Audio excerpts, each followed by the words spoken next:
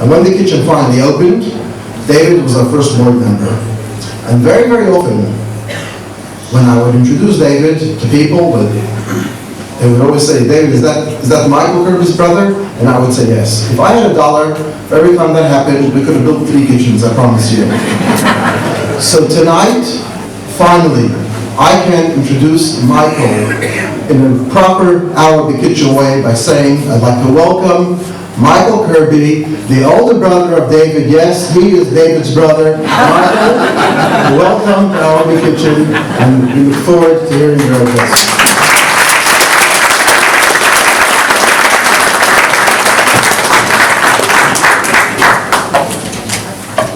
I too would like to start with acknowledging the Indigenous people of our country and the many wrongs that were done to them and are still being done to them, and do so not in a perfunctory way, which is sometimes characteristic of such reflections, but in the sincere way that the New Zealanders do. We've got to learn to be sincere and reflective on the wrongs and to endeavour to cure them.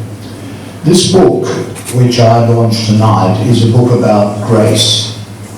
It's a book about a mighty fall from grace, but it's also a book about the restoration of grace and about the struggles of Greg Fisher to get into a new equilibrium. That doesn't always happen, but it has happened through grace in Greg's life and with a little help from his friends. And it's a book which I strongly commend, and there's no point coming to a book launch unless you buy the book. Don't anyone be seen slinking out of here who hasn't bought the book. I'm going to be standing at the entrance checking up on all of you because that's the whole point of being here. The other point is to promote our big kitchen and to urge those who can to dig deep and dig often to support this enterprise. The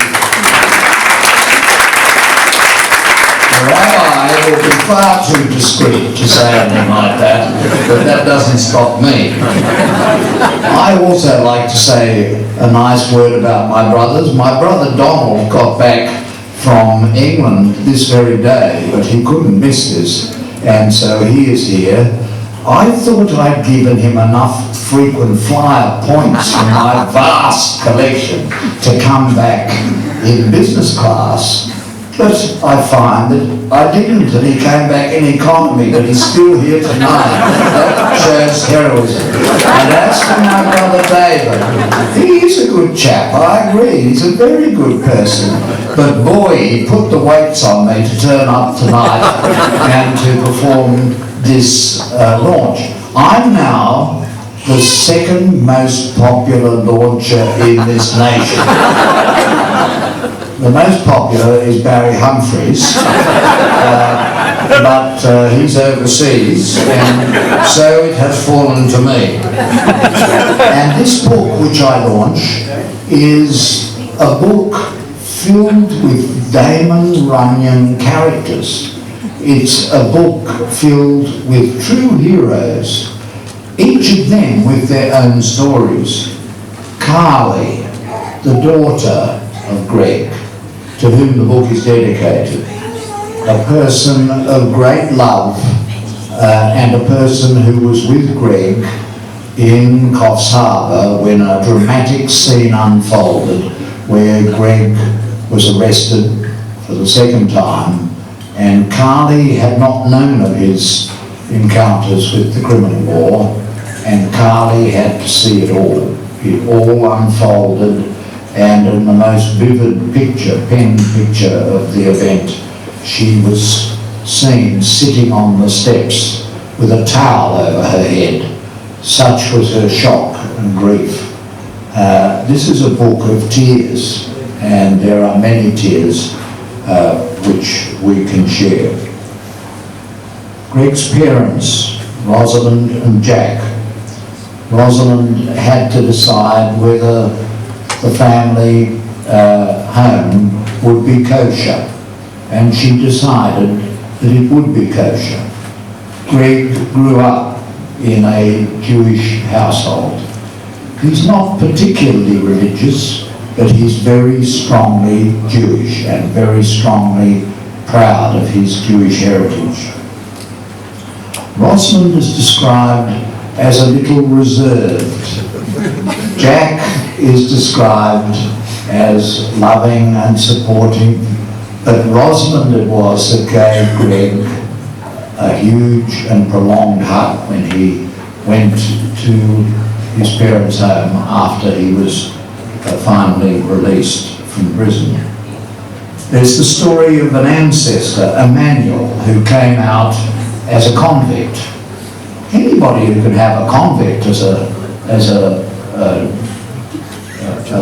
progenitor is somebody who'll be very proud of it now in Australia. But Emmanuel is there. The story of his grandparents, of Nana, and of her dying wish that she would be reunited with her husband, whom she dearly loved. Of Auntie Phil, a feisty, amazing person who Greg truly loved, an unusual person. Greg was deeply troubled that he had been a cause of pain to her.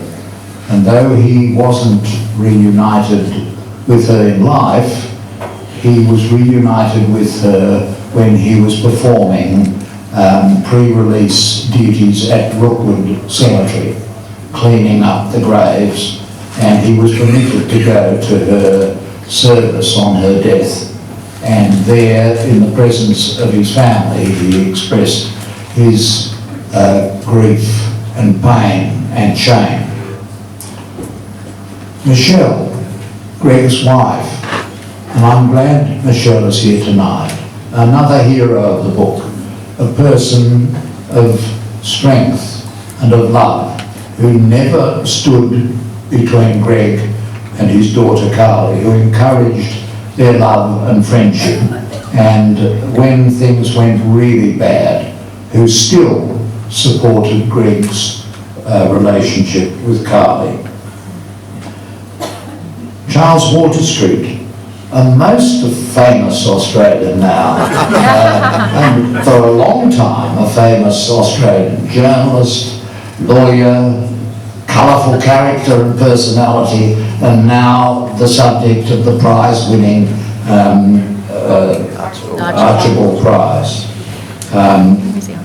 Charles did a very good thing when things really went bad for Greg. Charles locked him in his library. That was a really critical moment. That was a suicide moment. Suicide watch is extremely important when people have a terrible moment and time in their lives. And I congratulate Charles. I don't know how many barristers and lawyers would have done that, but it was terrific that he did it. And he then handed him over to an ambulance that took him to a hospital where they did exactly the same thing.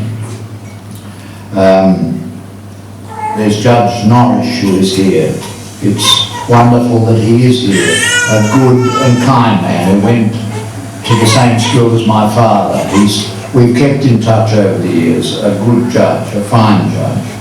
Neggie Smith makes a walk-on appearance in this, a really violent man. He once appeared before me in the Court of Appeal, and the fear that he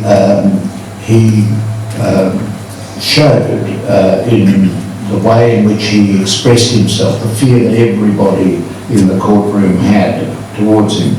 John Travers, one of the people involved in the Cobby murder, but a person who, to Greg, was kind, supportive and protective. Amos, the Jewish prisoner, and many of the prisoners are named in the book. His sister Pam, Marcus Einfeld is named in the book, and I believe Marcus is here. Marcus, I honour you, and you are a person who in the book emerges as a person of great strength and kindness and humility. When Marcus was in Silverwater, I'm glad to say I went out to visit Marcus. Marcus is a long friend of mine, long-time friend, and a great champion of human rights. And on his day, probably the best orator I ever saw. He's a great speaker. He should be up here launching his book. Marcus is a hero, and his kindness to many prisoners is told in the book. Aboriginal prisoners and others. And then the book switches to his release and his coming into contact with Rabbi Dovid and his wife Leah. They too are kind and generous spirits. Of Jimmy, of George, of Benny, of Matt, of Michael, of Mrs. Krause, a 90-year-old volunteer, a 90-year-old volunteer who comes to our big kitchen. And the board, with my brother David, Peter Debnam. I always thought Peter Debnam was a bit conservative, but Peter Debnam has been really wonderful and supportive of the work of our big kitchen. So it's an amazing set of characters, it's an amazing book of stories, and it's very readable. I was really surprised by Marcus's attitude. I thought he'd be more shattered than he appeared to be. And knowing that he can come across as a bit of a snob, I thought he might lord it over the inmates. But no. Marcus befriended them. He helped them write letters to loved ones and to construct the arguments that they could give better instructions to their lawyers. He helped with tax returns and with insurance policies. He was patient and non-judgmental. He listened to every story with the utmost attention. He ate with the other inmates. He cooked with them and for them. Apart from being a top barrister and former judge, Marcus was well known for his work on human rights. The way Marcus behaved when no one was watching showed me that all of this came from his heart. What a true son of fine parents Marcus turned out to be when he was really tested. And then there's the story of the first day on the job at Brookwood, which his father helped to get for him because of association with the Brookwood Trust. It was the first day on the job. I was sweeping leaves off the graves. It was a great feeling to be out of jail. I was so grateful for any work and relished the opportunity, but I was also feeling incredibly broken. And then my dad walked down the path to visit me. I couldn't hold back my emotions any longer. I burst into tears and wept in his arms. I felt the years of pain, the shame, the grief, the horror of confinement, the suffering of being isolated and detached from people I loved. It was the experience of buying a soft drink that morning. It was my sense of loneliness and alienation. I wept and I wept. I couldn't stop clutching my dad. He just stood there and held on to me. He had never left me alone before, and he wasn't going to start now. Eventually the weeping subsided and I took a deep breath. Are you okay, son?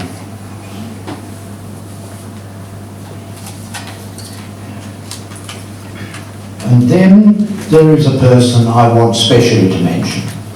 I had a book. I think it's over there and I'm here and I'll sign them if anybody buys. You never lose an opportunity at a book launch. You can buy Greg's book first, but there's another wonderful book over there. And at that launch, no one mentioned my partner Johan. It was as if they were embarrassed to mention it. And they mentioned everyone. Everyone got a mention. I think even our cat Sheba got a mention, but not Johan. Well, tonight I want to honour Luke Power. Luke.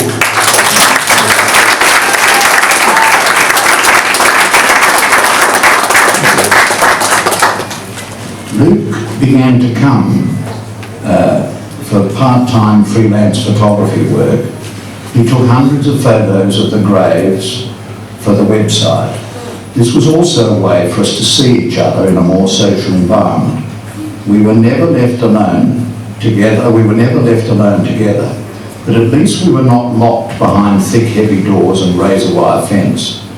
We could have a cup of tea, eat a biscuit, a taste of the normal. Luke also helped to take photos of the new chapel extension. He worked with a graphic designer on a brochure. It was sharp, smart, bright and colourful.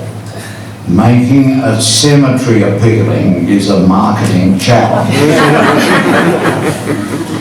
Luke underwent many challenges and he came up tops. There are people still in our much blessed country who are very unkind to people because their relationship is not exactly the same as the majority. But a democracy is a place of majorities and minorities. And I would think everyone who is here would know that fact. And it's very important that love should be honoured and that kindness should be honoured. Luke could have walked away. It would have been an easy thing to do. But he didn't. And so I honour Luke tonight.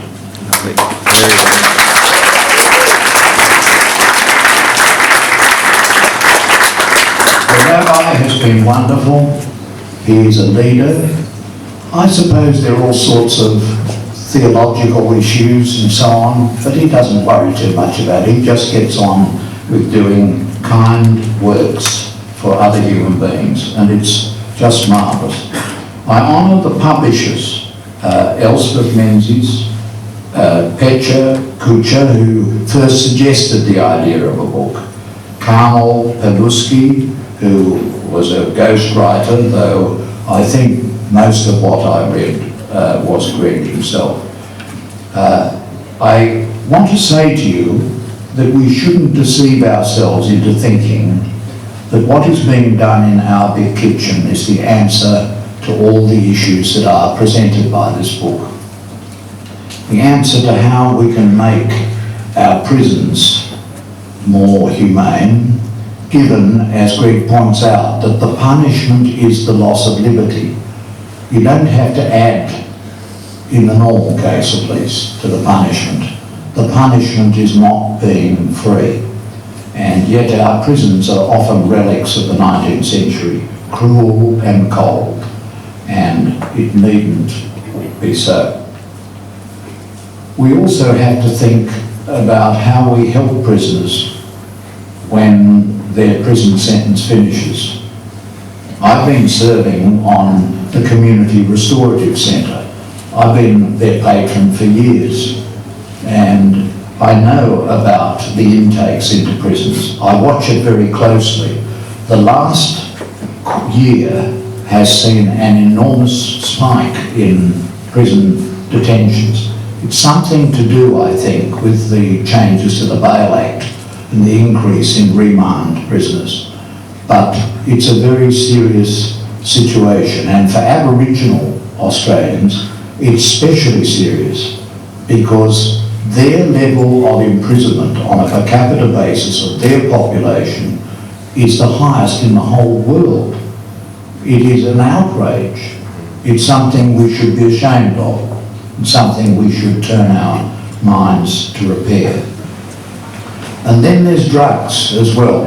I go in 2 weeks' time to the commemoration of a move 20 years ago to try to secure a more sensible approach to drugs and to the punishment of drug use.